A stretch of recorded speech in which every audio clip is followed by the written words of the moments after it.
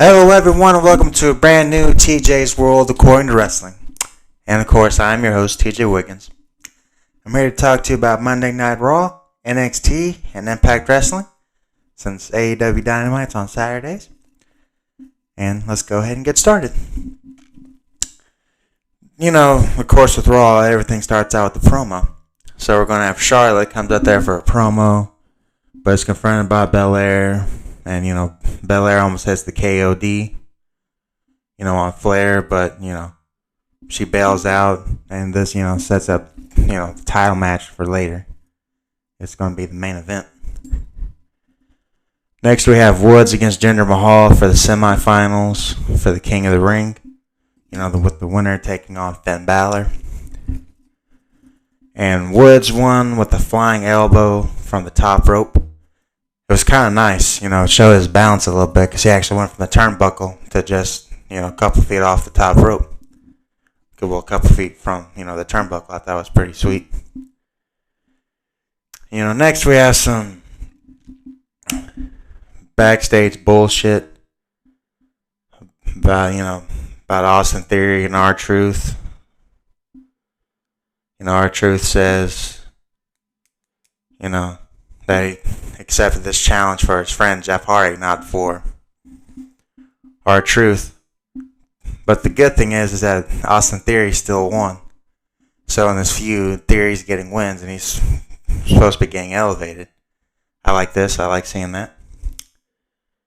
Next we have McIntyre and Langston taking on Rude and Ziggler. It was a good match. I just hate having to see Rude and Ziggler job every single time just because they're good workers and they know how to job properly, how to sell. It's just they damn keep losing. It's completely insane. I just hate to see them turn into just a jobber team and not actual, tag champion contenders. Next, Goldberg and Lashley had a confrontation in the ring in which literally nothing was, said that was out of the ordinary, I'm going to kill you, which is actually quite funny considering you're going to Saudi Arabia. I wouldn't really be talking about killing somebody in Saudi Arabia, but anyways. Riddle and Orton face the Street Profits. Styles and Omos comes out there and run interference. Caused for the no contest. And they just leave both teams laying. And this is the build-up Styles and Omos getting their Raw tag title shots. Nothing really too much of importance. Doudrop beat Baszler to advance to the finals of the Queen of the Ring tournament. I like Piper, but Shayna Baszler should have won. I think it should have been Shayna Baszler versus Toni Storm. I've been saying it since the beginning of this. It should have been them two in the finals for the Queen of the Ring, with Baszler going over. This could have been her shot at redemption and get herself back in the fucking women's title hunt. But hey, it was nice to see Doudrop at least win. She goes on to the finals. See what happens there. Next, we had Belair versus Flair for the women's title. I thought Belair was going to win because, since she's on Raw now and Charlotte's on SmackDown, it would make sense for her to drop the Raw women's belt when she was about to be moved to SmackDown. But Belair would win with some interference, cause a DQ. Due to the fact that, she'd almost have her. She'd hit the KOD on her. But Charlotte fucking grabs a chair and starts trying to swing at her, and the referee calls for the bell. But, that causes the DQ, and, can't lose the title. Next. And that was Monday Night Raw. Next, we'll go over here to NXT. There's Carmelo and Gargano get into some bullshit. Fighting or whatever for the North American title. I really don't give a shit. And Odyssey Jones. I love that guy. You know, the Nard Mike Henry. He beats that Chase dude ever in that fucking collared sweater. And it was a good match for Jones. Nice to elevate him, to showcase him, do what he can do. It's nice to see him get some wins. It's fantastic. Next, we have Brutus and Julius. You know, the Diamond Mine. They faced Imperium. I still don't understand why are two heel teams fighting each other. But, you know, the Diamond Mine comes out there to run interference. And then some other guys come and actually help them out. And Barthel rolls up one of the Creed brothers to win. And then, there we go, MSK is the guys. There we go. And then, while Imperium was doing their, you know, their salute celebration thing, MSK beat them up.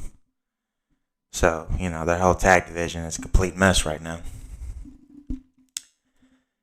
And then we have Io Shirai versus the not Priscilla Kelly chick and the not Indy Hardwell chick. It was a triple threat match. You know, they're acting as representatives of their team to see who would spin the wheel for their triple threat tag title match at NXT Halloween Havoc.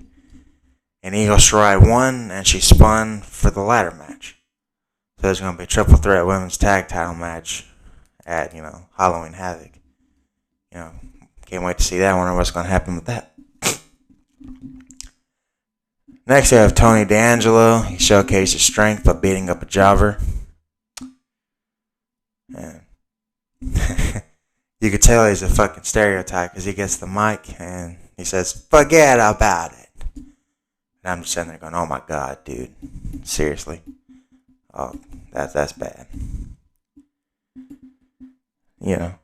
Next, we have the tag team that's in the Del Fantasma. They're taking on the lawn care team, but they apparently left him laying. But of course, during the commercial break, he just walked up there like nothing ever happened. But the Del Fantasma team won. I really don't care about these two teams. The lawn care team, Briggs and Jensen, I believe their names are. They're alright, but they can definitely use a little bit more seasoning to me before they get pulled up, you know, to NXT TV.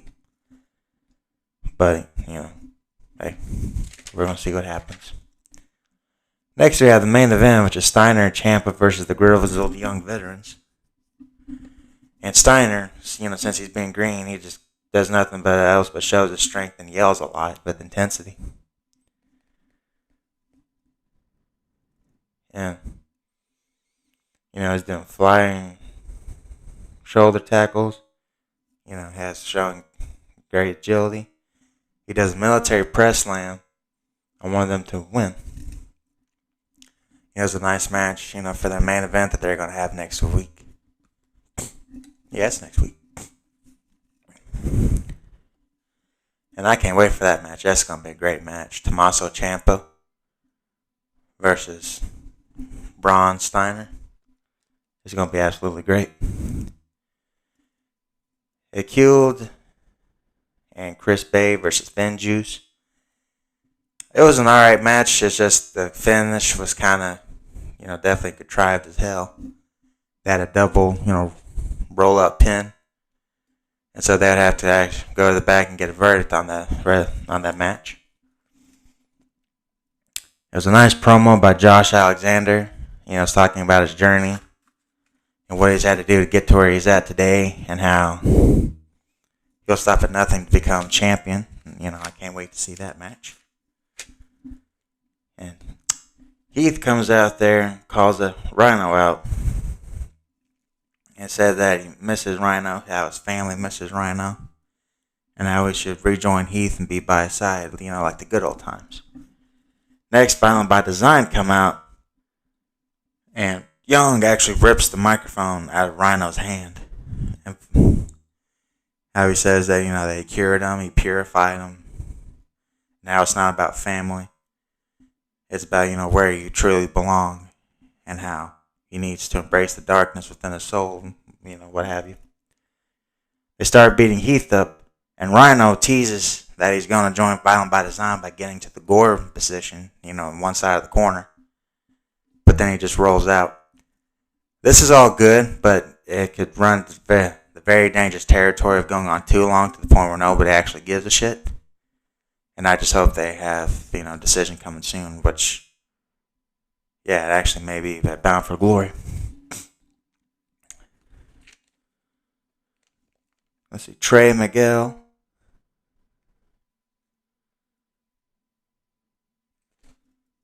He wins the match. He wrestles.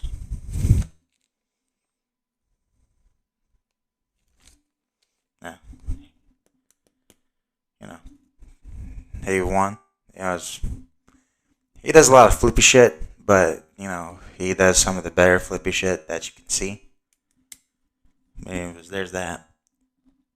And last, for the main event, we had Josh Alexander comes out there for a promo. And yet again, he talks, basically does an entire redemption of the promo that he cut, with the pre-tape. But for a surprising twist, Christian Cage comes out there. And he talks about, the risks. And, Cage talks about pressure and how some people crack and some people win gold. And he doesn't think that Alexander will be able to carry up to the pressure.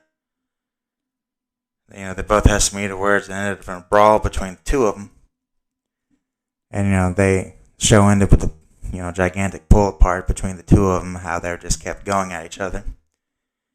Cage's words sounded a little heelish about how instead of, building it up as some good competition, it'd be great to prove himself against them. Instead, just completely back talks him and dismisses him and how he won't be able to do anything. And I'm telling you, man, I can't wait for this match at Bound for Glory. It is going to be absolutely amazing. But hey, there goes, Impact. And hey, we'll see what happens this Saturday at Bound for Glory. Thank you all for listening, everybody. Don't forget to like, share, and subscribe. Leave a comment down below. Turn on the notifications bell. And I'll see you all next time. Bye-bye.